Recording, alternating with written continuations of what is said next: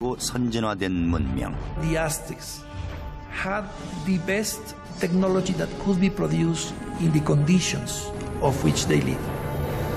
수로와 궁전, 그리고 신에게 바치는 피라미드와 신전들은 모두 인간의 한계에 도전했던 흔적들입니다.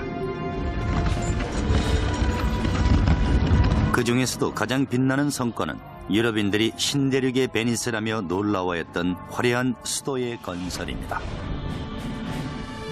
The city spread out, glittering against its canals and its lake, bedecked with fine trees and beautiful mansions. 하지만 권력과 피를 향한 그들의 갈증은 곧 파멸의 길로 이어졌습니다. 마침내 찾아온 아스텍의 몰락은 그 어느 문명보다도 빠른 속도로 진행됐습니다.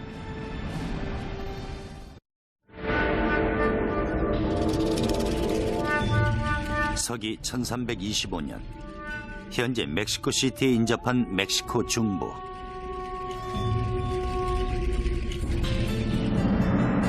예부장한 10대 소녀가 곧 있을 결혼식을 축하받고 있습니다. 그녀는 부족장의 딸로 새로 동맹이 된 다른 부족과 혼례를 치를 계획이었죠. 그 부족의 이름은 아스텍이었습니다.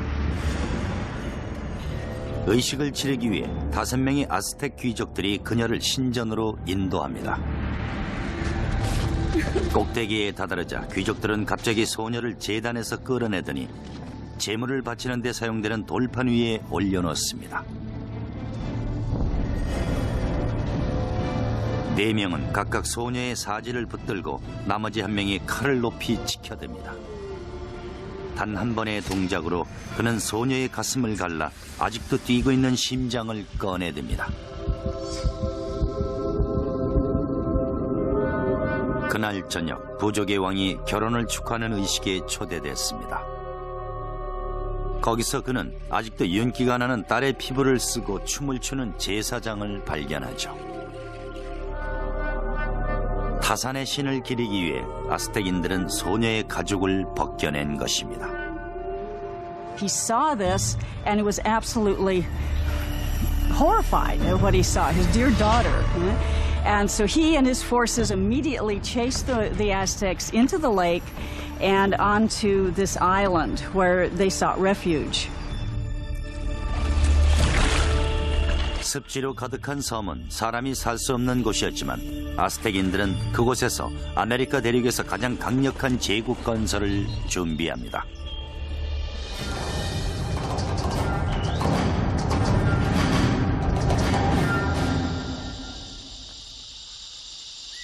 안녕하세요. 피터 웰러입니다. 아스텍 하면 우선 화려한 머리 장식과 아름다운 피부를 지닌 우아한 부족민, 그리고 닐 영이 불렀던 몬테스마와 코르테스에 관한 노래가 생각이 나죠. 하지만 그와 동시에 날카로운 흑요석 칼로 가슴을 도려내 피를 뿜어대는 심장을 높이 쳐드는 장면도 함께 떠오릅니다. 그들은 석재 피라미드의 꼭대기에 지어진 신전에서 의식을 치렀습니다. 아스텍인들은 신께 제물을 바치지 않으면 태양이 사라지고 세상이 멸망한다고 믿었죠. 아스텍의 역사는 사실과 전설이 뒤섞여 있습니다. 하지만 확실한 것은 부족장의 딸을 죽인 사건이 제국의 시작뿐 아니라 그 위치가 정해지는 계기가 되었다는 것입니다.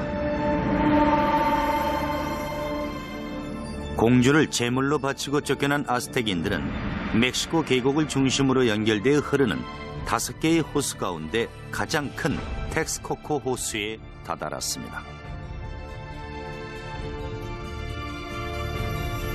당시 거대한 계곡이었던 이곳에는 이제 세계에서 가장 큰 도시 중 하나인 멕시코 시티가 자리 잡고 있습니다. 하지만 습지로 가득했던 700년 전에는 아무도 관심 두지 않는 곳이었죠. 아스텍의 지도자 테노치는 이 호수 가운데서 선인장 위에 뱀을 물고 앉아있는 독수리를 봤다며 이곳에 도시를 세우라는 신의 계시라고 주장합니다. 그들은 도시를 테노치티틀란으로 명명합니다. 테노치티틀란 정착 초기의 상황은 매우 험난했지만 그들에겐 비전이 있었죠. 그 비전의 원천은 40km 떨어진 곳에 있는 전설적인 고대 도시였습니다. 바로 신의 도시를 뜻하는 테오티우아칸이었습니다. We know very little about Teotihuacan because all we have is the archaeological remains. We don't have any writing, we don't have any documentation that really fleshes out what went on at this big city. 아스텍 시절에도 도시는 이미 폐허가 돼 있었지만 그들은 그곳이 태양이 창조된 신의 근원지라고 믿었습니다. 아스텍인들은 테오티우아칸에 남아있는 건물 중에서도 특히 태양의 피라미드라는 하늘 높이 솟아있는 피라미드를 숭배했습니다. 수백만 입방 미터의 진흙과 석재로 만들어진 거대한 태양의 피라미드는 그 토대의 규모가 이집트 기자의 대피라미드와 맞먹습니다. 아스텍인들은 테오티우아칸이 그들의 신들이 창조한 우주의 형상으로 배치됐다고 믿었습니다. 그래서 그들은 그 형성을 모방해 새로운 도시 테노치티틀란을 건설했죠. 아스텍의 지도자 아카마피치틀리는 도시 건설에 박철가했습니다. 1376년 그는 도시를 더욱 발전시키기 위해 야심찬 계획을 세웠죠. 하지만 문제가 있었습니다. The swampy islands that they took over needed a lot of work. When they started to build anything, it would begin to subside. 건물을 지을 토대가 없는 게 문제였습니다. 하지만 그들은 혁명적인 건축술로 문제를 해결합니다. 일련의 나무 기둥을 땅속 깊이 박아 건물을 지탱할 수 있는 토대를 만든 것이죠. 노동자들은 길이 9m, 지름 10cm가량의 나무 기둥을 잘라낸 뒤 부드러운 땅속으로 깊이 박아 기초를 다졌습니다.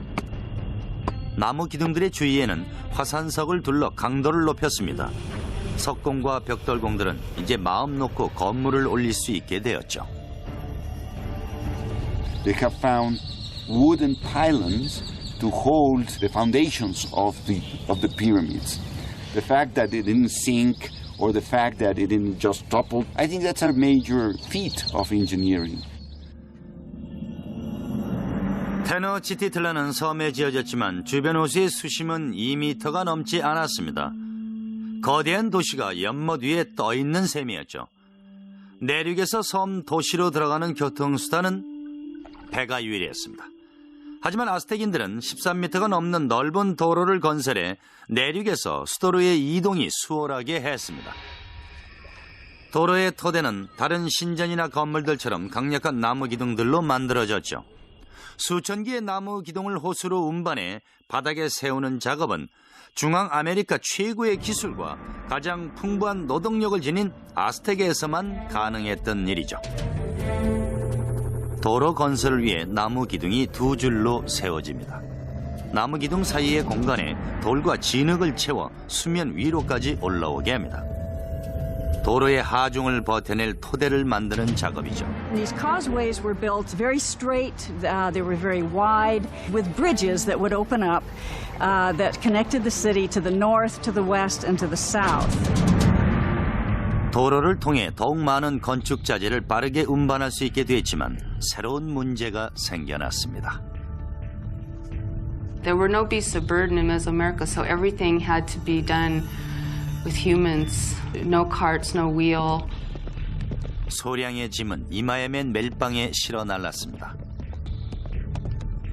거대한 석재나 신전에 놓을 석상 등은 통나무를 롤로 삼아 많은 수의 노동자들이 밧줄을 잡아당겨 운반했죠. 신전에 사용될 거대한 석재를 내륙의 산에서부터 끌어내린 후 도로를 통해 도시로 옮기는 데만 노동자 5만 명이 소요됐다고 전해집니다. 도로망 건설로 테노치티틀란의 시민들은 신선한 물을 좀 더 쉽게 공급받을 수 있게 됐습니다. 과거 아스텍인들은 카누를 타고 물통을 실어 날라야 했습니다. 하지만 도시 인구가 증가하면서 좀 더 효율적인 용수 공급 계획이 필요했죠. They wanted to use water from the springs on the mainland, and so they wanted to build an aqueduct. 하지만 당시 내륙의 샘물은 강력한 테파넥 쪽의 지배하에 놓여 있었습니다. The Tepanecs were the controllers or the dominators of all the valley. They had a very strong empire. So they were the lords of the valley. So the Aztecs were tributary subjects to them. 아스텍의 인구가 증가하면서 테파넥과의 긴장감이 고조되기 시작했습니다. 마침내 아스텍인들은 지역의 패권을 나눠 갖기 위해 그들에게 최후 통첩을 보냅니다. The people of Tenochtitlan not only demanded that the Tepanecs give them the water, but also demanded that they help construct the aqueduct. 테파넥의 응답은 신속하고 강력했습니다. 테파넥의 왕 막스틀라는 자객을 보내 아스텍의 지도자를 암살하게 했습니다.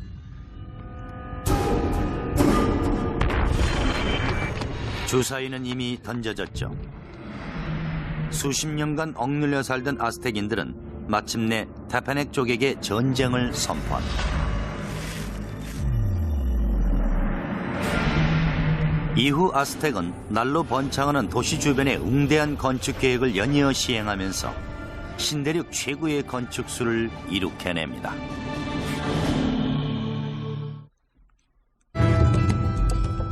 (1428년) 아스텍은 그들을 지배하던 부족 테파넥을 상대로 전쟁을 선포합니다. 하지만 테파넥을 공격하려면 이웃 부족들의 도움이 필요했죠. 그들은 강력한 지도자가 세력을 확장하고 있는 도시국가 텍스코코에 동맹을 요청합니다. 텍스코코의 지도자 네자후알코여틀의 강력한 리더십은 아스텍인들에게 좋은 본보기로 작용했죠. 네자후알코여틀의 지지를 얻어낸 아스텍은 본격적인 작전을 개시합니다. 그들은 즉시 테파넥의 수도를 습격했습니다. 100여일의 포위 끝에 테파넥의 방어망을 뚫은 아스텍군은 저항하는 적들을 모두 살해했습니다. 테파넥의 왕 막스틀라를 생포한 네자후알코여틀은 그의 심장을 도려내 그 피를 텍스코크 호수에 뿌렸습니다. 패권의 주인이 뒤바뀌는 순간이었죠. That is the exact moment of the beginning of the empire, and the Aztecs became the leaders of the Valley of Mexico. 멕시코 계곡을 점령한 아스텍인들은 이제 마음 놓고 도시에 물을 공급하기 위한 공사에 착수할 수 있었습니다. 그들은 놀랍게도 역사상 몇 안 되는 제국들만이 건설할 수 있었던 수로를 독자적인 기술로 설계해냈습니다.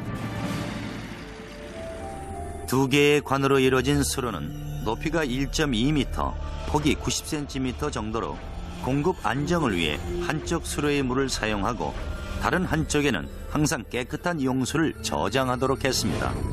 이 두 개의 수로는 내륙에서 섬도시 중앙까지 4.8km 정도 이어졌습니다. 도시로 유입된 물은 광장의 분수로 흐르거나 저수지에 저장됐고 시민들은 물동이나 칸으로 물을 운반했죠. In comparison to the Europeans, the Aztecs were a very clean people. We know that the Aztec emperor bathed twice a day. So, in terms of hygiene, the Aztec people was much more advanced than the Europeans. 아스텍의 귀족들이 호화스러운 목욕을 즐길 당시 유럽에선 비위생적인 환경으로 인한 역병으로 수백만 명이 죽어가고 있었죠. 네자후알코여틀의 개인 목욕탕은 특이한 형태를 띠고 있습니다. 발전된 수로 시스템으로 궁전의 지면뿐 아니라 이곳에까지 물을 끌어올릴 수 있었죠. 뒤에 보이는 곳이 테즈코진코 언덕입니다. 네자후알코여틀은 이 언덕에 화려한 휴양 궁전을 짓고 궁 주변에는 중앙아메리카의 각종 꽃들이 피어있는 정원을 꾸며 놓았죠. 네자후알코여틀은 꽃들의 물을 주기 위해 시에라 네바다 산맥의 물을 이곳 언덕까지 끌어들였다고 합니다. 수로를 설치하기 위해 네자후알코여틀은 테치코 징코와 그 옆에 언덕 사이에 난 거대한 골짜기를 메웠습니다. 물이 첫 번째 언덕에 다다르면 수로에 닿기 전 물의 속도를 조절하기 위해 설치된 작은 웅덩이에 고이게 됩니다. 수로로 유입된 물은 테치코 징코 언덕을 한 바퀴 돌아 바위를 깎아 만든 폭포 아래로 떨어져 정원으로 흘러들어갔습니다. 물줄기는 마지막으로 돌덩이를 둥글게 깎아 만든 왕의 욕조에 채워졌죠. 이곳에서 왕은 텍스코크의 영토와 아름다운 정원을 내려다보면서 먹을 즐겼습니다. 한 사람이 들어가기에 딱 알맞은 크기의 욕조죠. 15세기 중반 들어 날로 강성해지는 아스텍에게 필요한 것은 위엄을 갖춘 왕이었습니다. 그가 바로 몬테수마 1세로 후대에 같은 이름을 사용한 왕으로 인해 더욱 유명해졌죠. 몬테수마의 첫 번째 과업은 제국의 영토를 확장하는 것이었습니다. 아스텍은 남쪽의 오악사카 계곡과 서쪽의 태평양, 동쪽으로는 멕시코만 주변의 도시국가들을 점령했습니다. 1449년 당시 제국의 인구는 1500만 명에 달했습니다. 100년도 안 되는 시간 동안 아스텍 제국은 누구도 독점하지 못했던 중앙아메리카의 패권을 한 손에 거머쥐었습니다. 군사적으로 절대적인 세력을 행사했지만 아스텍도 당해낼 수 없는 또 하나의 적이 있었습니다. 뉴올리언스와 마찬가지로 테노치티틀란도 항상 물이 골칫거리였죠. 몬테수마 1세는 호수의 물이 도시로 범람하는 것을 막기 위한 대책을 강구했습니다. 멕시코시티 남부의 호치밀코 호수에 아스텍 제국이 건설한 테노치티틀란의 유적이 남아있습니다. 아스텍 주변의 다른 4개의 호수들과 마찬가지로 이것도 강으로 흘러들어가는 호수가 아닙니다. 따라서 비가 많이 내리면 빗물이 고스란히 도시로 넘쳐 흘렀죠. 1400년대 중반 테노치티틀란의 영토 전체가 범람한 호수에 의해 잠겨버리는 일이 발생했습니다. 도시 전체가 폐허로 변해버린 상황에서 아스텍인들은 다시 한번 그들의 천재적인 건축가들의 기술에 의존해야만 했습니다. 몬테수마는 아스텍의 오랜 동맹 네자후알코여틀에게 도시 재건에 힘을 보태줄 것을 요청합니다. 이에 네자후알코여틀은 아메리카 대륙 최고 건축가의 명성을 얻게 될 해결책을 제시하죠. 그의 해답은 테노치티틀란의 주변에 거대한 제방을 쌓아 도시를 보호하는 것이었습니다. 당시 아메리카 대륙을 통틀어 가장 거대한 토목 구조물에 해당되는 제방은 도시 동쪽에 위치한 호수의 남쪽 끝에서부터 북쪽 끝까지 16km 길이로 건설됐습니다. 나뭇가지와 갈대, 석재와 진흙을 혼합해 만들어진 제방은 호수의 수심이 낮아 높이는 3.6m에 그쳤지만 그 폭은 8.2m에 달했습니다. 네자후알코여틀은 제방에 나무로 된 수문을 설치해 필요에 따라 개폐를 조정할 수 있게 했습니다. 제방의 또 다른 기능은 용수 공급량을 확보하는 것이었습니다. It was important to build some sort of protective mechanism to keep salt water out of the freshwater western part of the lake. 창고에서 인신난다라는 속담이 있죠. 국가가 발전하려면 우선 국민이 식량 걱정을 하지 말아야만 합니다. 그런데 아스텍은 충분한 식량을 생산하는 것뿐만 아니라 영토 확장까지 도모할 수 있는 창의적인 방법을 고안해냈죠. 치남파라고 하는 이 획기적인 기술은 경작과 주거를 위한 새로운 땅을 만들어내는 공법이었습니다. If you're going to have a city of any size, you have to provide room for them. And so what they did was build up these chinampas in the lake bed. Basically, Chinampa is an artificial island built in the lake. 기다란 풋볼 경기장 모양의 친한파는 길이가 90m, 폭이 9m 정도입니다.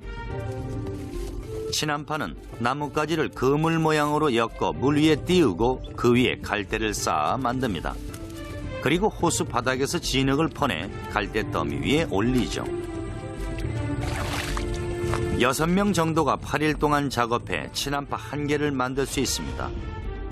8,000명의 노동자가 50일 동안 작업한 친한파는 거대한 운하로 도시와 연결됐습니다.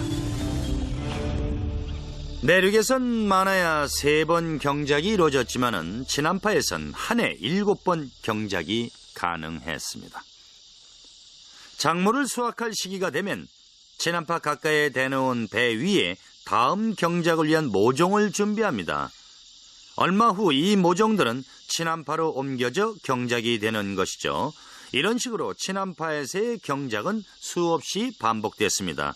이 기술로 인해 14세기의 작은 불악에 불과했던 테노치티틀란이 거대하고 강력한 도시국가로 발전할 수 있었던 것입니다. 도시의 기반 시설을 완성하고 주변 지역의 패권을 장악한 아스텍은 이후로도 지속적으로 영토를 확장시켜 나갔습니다. 그들은 광대한 도로망인 아스텍 다차선 도로망을 구축했습니다. 하지만 제국의 성장에는 엄청난 수의 인간 재물이 뒤따라야 했습니다. 머지않아 피해 바다는 테노치티틀란의 거리를 가득 메우며 흐르게 됩니다. 오늘날 아스텍 제국의 수도 테노치티틀란이 있던 자리에는 멕시코시티가 들어서 있습니다. 하지만 700년 전 이곳은 천재적인 건축가들이 건설하고 위대한 황제들이 다스리는 화려한 수도였죠. 15세기 말엽 아스텍의 인구 증가는 폭발적이었습니다. 새로 즉위한 황제는 지속적인 정복 사업으로 제국의 영토를 최대 규모로 확장합니다. 아우이트소틀은 할아버지인 몬테수마보다도 더 위대한 전사의 기질을 지니고 있었습니다. 1502년 아우이트소틀은 서태평양 연안 지역과 남쪽으로는 과테말라 지역까지 영토를 확장했습니다. His reign was kind of like a golden age. He was a king that opened up transport routes to the coastal areas and to lowland areas where the Aztecs got their greatest luxuries, these shimmering tropical feathers, the gold, the precious stones that the nobles and rulers wore as symbols of their station in life. 값진 물건들을 수도로 운송하기 위해 멕시코 중부 전체를 연결하는 도로망이 구축됐습니다. 릴레이 주자들은 8km마다 교대에 달리면서 특급 우편 배달을 담당했습니다. 멕시코만 연안에서 테노치티틀란 중심부까지 320km가 넘는 거리도 24시간 안에 배송이 가능했습니다. 오늘날의 배송 서비스보다도 빠른 속도죠. 대한민국의 일요일이 바뀝니다. 한 주간의 뉴스를 정리하고 다음 주를 내다봅니다. 하나의 이슈를 집중 분석합니다. 지면으로 만나는 일요일의 여인. 일요일 아침에 찾아가는 고품격 신문 중앙 선데이. 중앙일보가 만듭니다. 세계의 고대 도시를 따라 펼쳐지는 미스터리 탐사 다큐멘터리 역사의 진실을 깨워라.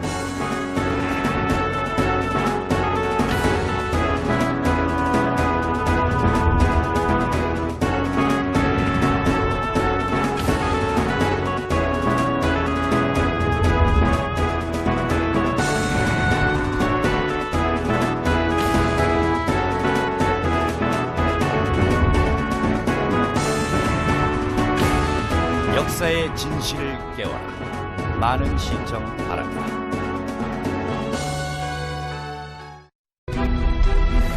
그리스 로마에서 이집트, 중국에 이르기까지 동서양을 막론하고 최고의 기술을 보유하고 있었던 고대 문화를 파헤쳐본다. 하이테크 고대 문명. 람세스 2세가 지휘했던 이집트 군사들과 히타이트 군사들이 벌인 카데시 전투에서 빛을 발했던 이집트의 전쟁 기술. 이집트의 전쟁에 관한 기록을 살펴보고 재현해 봄으로써 고대의 놀라운 전쟁 무기와 기술을 살펴보자. 하이테크 고대 문명, 많은 기대 바랍니다.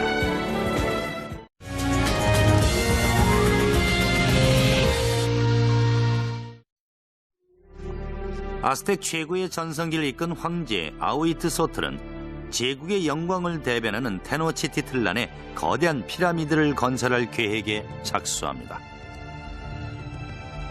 바로 마요르 신전이라 불리는 대피라미드입니다. 피라미드는 90톤 기반 위에 15층 건물 높이로 지어졌습니다. 각각 117개 이상의 층계로 이루어진 60m 정도 길이의 계단을 오르면 비의 신과 전쟁의 신의 신전에 다다릅니다. 도시가 건설된 1325년부터 신전은 같은 지점이 7번에 걸쳐 재건축됐습니다. 제국이 성장하면서 기존의 구조물에 층을 더 올리는 형식으로 피라미드의 규모도 커져갔습니다. The Temple Mayor was built mainly with a stone called tesontle. That is volcanic stone. It's a very lightweight stone that would prevent the sinking of the temple. 바닥과 벽에는 지금의 콘크리트와 유사한 석회 반죽을 발랐습니다. 신전 일부에 남아있는 석회 반죽은 500년이 지난 지금도 콘크리트만큼이나 견고하게 굳어 있습니다. 아스텍의 노동자들은 신에게 바치는 기념물을 완성하기 위해 수십 년간 일했습니다. 1978년 전력회사 직원들이 구덩이를 파던 중 거대한 돌 조각을 발견하면서 그 옆에 파묻혀 있던 신전의 유적이 발견됐습니다. 무게 20톤, 지름 3.3m의 원형 석판에는 여신 코요루 사우키의 사지가 절단된 모습이 새겨져 있습니다. 코요루 사우키는 달의 여신으로 부끄러운 임신을 한 죄로 자신의 오빠에게 살해를 당했죠. 아스텍인들은 그리 점잖은 편이 아니었습니다. 귀족들은 많은 아내와 첩을 두었지만은 평민들, 특히 여성들에게 간음은 때로 사형을 당할 수도 있는 중죄였습니다. 전설에 의하면 달의 여신의 오빠는 그녀의 머리와 사지를 절단해 절벽 아래로 던져버렸다고 합니다. 아스텍인들은 축제 때마다 이 살인 행위를 그대로 재현하곤 했죠. 그들은 이런 종류의 피라미드 꼭대기에서 여인들의 몸을 자른 후 그것을 계단 아래의 돌바닥으로 내동댕이 쳤죠. 로마인들에게 가장 가치 있는 것은 금이었습니다. 이집트인들에게는 사후세계였죠. 아스텍인들에게는 인간의 피였습니다. They felt a sense of reciprocity with the gods. So they needed to give a thanksgiving to the gods, giving the most precious thing they had, that was human blood. 아스텍인들은 성스러운 물이라 부르는 인간의 피를 신들에게 충분히 바치지 않으면 세상이 멸망할 거라고 믿었습니다. It was common practice to adorn the walls of the insides of the temples with fresh human blood. And the smell must have been appalling. 더욱 거대해진 대신전을 신에게 헌정하기 위해 아우이트소틀은 엄청난 제물을 바칩니다. 신전 주변에는 희생자들의 해골이 자랑스럽게 전시되어 있었습니다. According to some chronicles, they say that there were sacrificed 20,000 people. From a practical point of view and from a scientific point of view, it sounds impossible.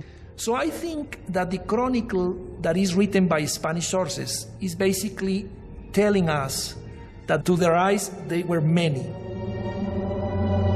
아우이트소틀의 지세 동안 인간 재물의식은 극에 달해 테노치티틀라는 죽음의 향연장으로 변해갔습니다. Friends and enemies alike would be brought in to witness the sacrifices. It's always ritual. Sacrifice is always a ritual event, but it was also a political statement, and it was a form of intimidation.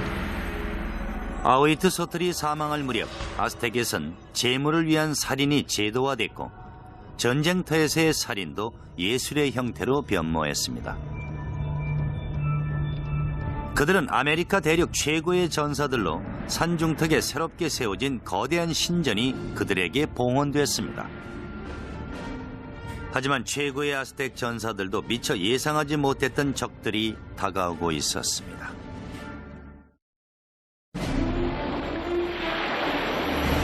(1502년) 아스텍 황제 아우이트소틀이 사망합니다. 34세의 제사장 출신인 몬테수마 2세가 권좌를 이어받습니다. 저 멀리 스페인에선 에르난 코르테스라는 18살의 공증인이 모국의 신대륙 탐험 대회에 동참해 대서양을 건널 준비를 하고 있었죠. 최고의 전성기를 누리고 있던 아스텍 제국의 영토는 테노치티틀란의 양쪽 해안과 남쪽의 과테말라까지 20만 평방킬로미터에 달했습니다.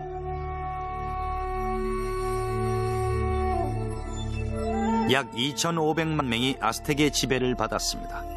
수많은 도시국가로 구성된 38개의 주에서 거둬들이는 곡물들로 황제와 귀족들은 엄청난 부를 누렸습니다. The city spread out, glittering against its canals and its lake, bedecked with fine trees and beautiful mansions. 번영의 중심에는 몬테수마가 있었습니다. 그는 정치적 수완과 뛰어난 군사 전략으로 정평이 나 있었죠.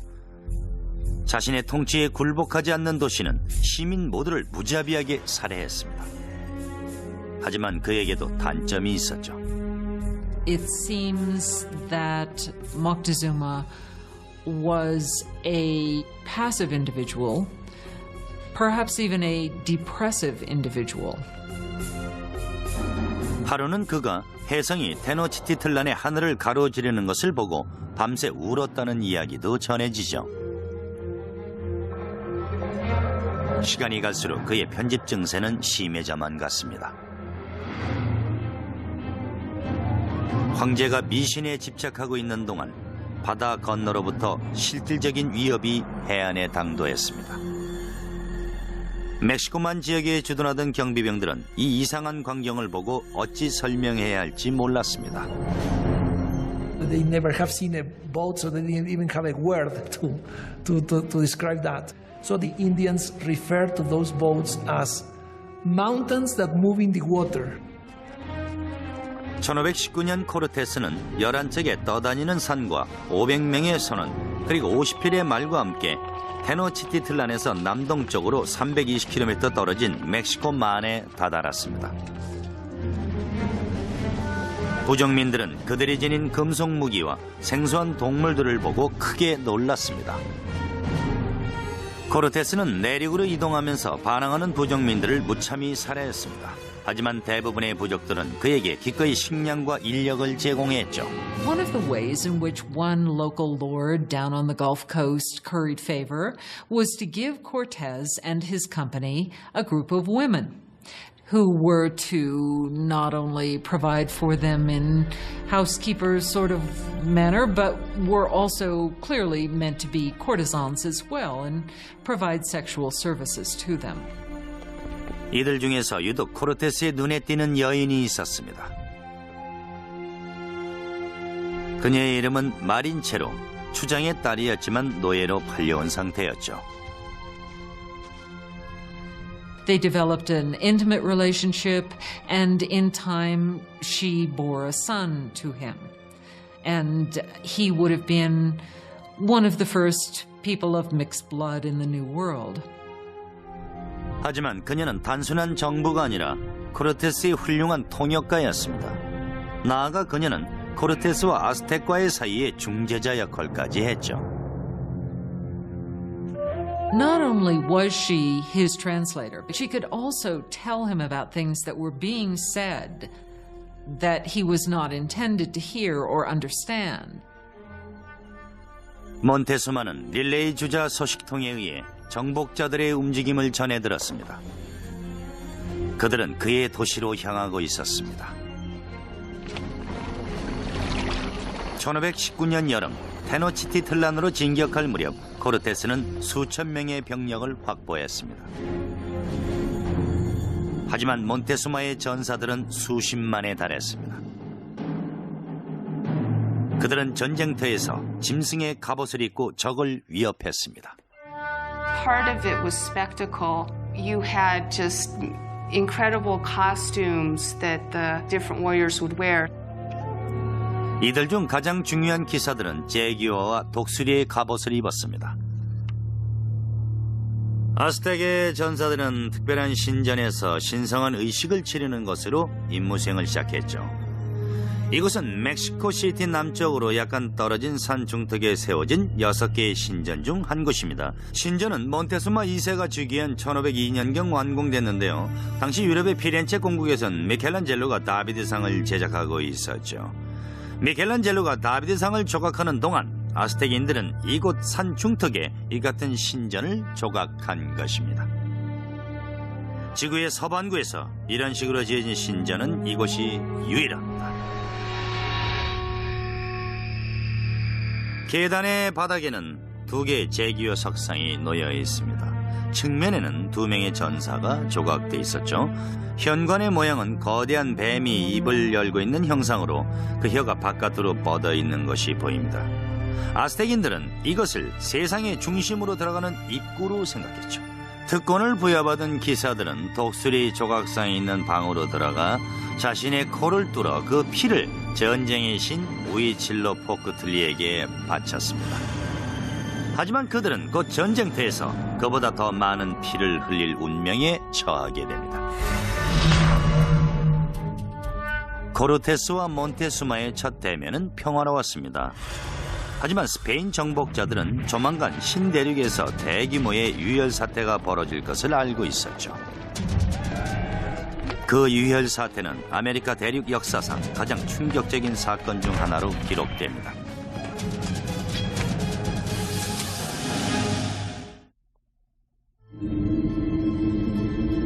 (1519년) 가을, 스페인 정복자 에르난 코르테스는 마침내 말로만 들어오던 아스텍의 아름다운 수도 테노치티틀란에 당도합니다. When the Spaniards first saw Tenochtitlan, they thought they were in some kind of an enchanted vision. They thought they'd entered some kind of a dream. 대규모의 원주민 전사들이 아스텍에 대항해 도시로 향하는 코르테스의 무리에 가담했습니다. The meeting of Cortez and Montezuma on a causeway approaching Tenochtitlan had to be one of the most remarkable events in world history. It's really a meeting of two different worlds. And Cortez offered his hand, but the minute he started to do that, to actually touch Montezuma, the noble attendants around Montezuma pushed Cortez away and said, no, that's a total indignity. Nobody touches Montezuma, the great lord of the land. 두 세계의 만남은 평화로웠지만 긴장감이 감돌았습니다. 당시 몬테수마의 충동적인 성격과 히스테리 증세는 더욱 심해지고 있었습니다. So the encounter was an encounter of sensing the forces, no, in each side. But the Aztecs had a diplomacy and a warfare system that was somewhat naive in comparison to the very tricky and sly system of the Europeans. 몬테수마는 스페인인들을 그의 궁전 한 곳에 머물게 했습니다. 하지만 그것은 치명적인 실수였죠. 도시 안으로 들어온 정복자들은 화려한 광경에 넋을 잃고 말았습니다. 도시의 중심에 황제의 거대한 궁전이 있었죠. 몬테수마 2세의 궁전은 마요르 신전 가까이에 2만 평방미터의 면적에 지어진 건물이었습니다. One of the Spaniards noted that every day at Moctezuma's palace, 600 nobles gathered, and they would hear the word of their emperor. 중앙 현관을 지나 몬테수마가 기다리고 있는 거대한 접견실로 들어서면서 정복자들은 황제의 전능함을 실감할 수 있었습니다. 하지만 몬테수마의 궁전은 아스텍의 마지막 건축물이 되고 말았죠. 입성한 지 일주일도 채 되지 않아 정복자들은 몬테수마를 납치하며 전면전에 돌입합니다. 대담한 작전이었지만 결국 그들은 제국을 손에 넣을 수 있었죠. Even though Moctezuma was still the official leader of the city, he was really, for some time, nothing more than a mouthpiece for Cortez. 6개월 동안 테노치티틀란을 둘러싼 갈등은 서서히 끓어오르기 시작합니다. 1520년 봄, 분노는 마침내 폭발하고 맙니다.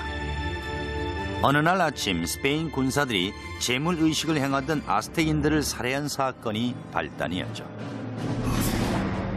아스텍인들은 스페인 정복자들의 만행을 이루 말할 수 없는 신성모독으로 간주했습니다. 아스텍 군사들이 몬테수마의 궁전으로 행진하면서 도시는 온통 혼란에 휩싸입니다. Moctezuma gets up on the top of the palace and tries to talk to the people and calm them down, and by now they're just not having any of it. 정복자들의 꼭두각시가 된 배반자 몬테수마를 본 아스텍인들은 분노가 폭발했고 그에게 돌과 화살을 날렸습니다. 얼마 후 죽어가는 몬테수마의 육체가 궁전 아래로 떨어졌습니다. 그가 정복자들의 손에 죽었는지 아니면 아스텍인들에 의해 살해됐는지는 정확치 않습니다. And the Spaniards at that point decide this would be probably a good time to leave the city. 1520년 6월 30일 밤, 정복자들은 어둠을 틈타 도시를 떠날 참이었습니다. But they can't separate themselves from the plunder that they've gotten so far, so they're weighted down with all of the things that they want to take with them. 아스텍의 전사들은 도로를 통해 달아나는 스페인인들을 공격했습니다. 도로 위엔 순식간에 시체들이 쌓여갔습니다. 수천 명의 인디언 동맹군과 400여 명의 스페인 정복자들이 살해됐습니다. That escape has come to be called the Noche Triste, the sad night. 코르테스와 일행 몇 명이 겨우 목숨을 건졌습니다. 그들은 위대한 도시 테노치티틀란을 영원히 파괴할 계획을 세웁니다. 코르테스는 우선 도시의 생명줄과도 같은 수로를 절단합니다. 도성 안에 살고 있던 수십만 명이 물을 공급받지 못하는 상황에서 코르테스는 도시를 봉쇄해 외부로부터의 식량 공급이 불가능하도록 했죠. So the idea of this blockade was to try to make surrender the city by hunger. And the Aztecs had a tremendous resistance, so they couldn't be defeated easily. And what they decide to do is to mount an attack both by land and by sea. 수세기 동안 테노치티틀란을 둘러싼 호수는 방어벽의 역할을 해왔지만 코르테스는 그것을 넘어설 계략을 세웠습니다. 그는 전함을 분해해 수천 명의 인디언 동맹군들을 시켜 100m가 넘는 산을 넘어 운반한 뒤 다시 조립해 강을 건넜습니다. 1521년 5월 코르테스는 그의 대군에게 테노치티틀란의 최후의 일격을 지시합니다. 100명의 기병대를 포함한 600명의 스페인군과 5만이 넘는 인디언 동맹군은 도시의 대도로 위에서 아스텍의 저항군과 격돌합니다. 잔인한 싸움은 수개월간 계속됐죠. 코르테스는 도시의 모든 지역을 차례대로 파괴해 갔습니다. 그의 군사들과 인디언 동맹군은 모든 아스텍인들을 가차없이 학살했습니다. It was an extremely hard-fought battle, especially in the city precincts. 아스텍은 툴라텔룰코 대신전에서 마지막 전열을 가다듬었습니다. 전사들은 가파른 계단 위에서 적에게 화살과 돌을 날릴 태세를 갖췄습니다. 하지만 결과는 참혹했죠. 8월 13일 아스텍의 마지막 황제 쿠아우테목은 결국 코르테스에게 항복하고 맙니다. 하지만 그것은 시작에 불과했죠. 정복자들이 옮긴 질병으로 이후 2천만 명이 사망한 것입니다. By the end of the 16th century, we estimate that the native population had been reduced by about 90%. 오늘날의 멕시코 시티는 테노치티틀란의 유적 위에 자리 잡고 있습니다. 스페인 정복자들은 신속하게 식민도시 건설에 착수했습니다. 옛 신전의 석재를 사용해 신전이 있던 곳에 지어놓은 성당이 아직도 남아 있습니다. 아스텍 제국은 영원히 사라졌습니다. 그리고 그들의 눈부신 건축술 또한 자취를 감췄죠. 체계화된 도시 계획과 농경지 개발 그리고 용수 관리까지 아스텍인들의 기술력은 세계 최고 수준이라고 말할 수 있습니다. 이곳 말리날코의 동굴 신전은 너무나 경이로워서 정복자들도 파괴할 엄두를 내지 못했죠. 신전을 바라보고 있자니 한 가지 의문이 생기는군요. 만약 스페인의 침입이 없었다면 오늘날의 멕시코는 어떤 모습일까요? 지금까지 피터 웰러였습니다.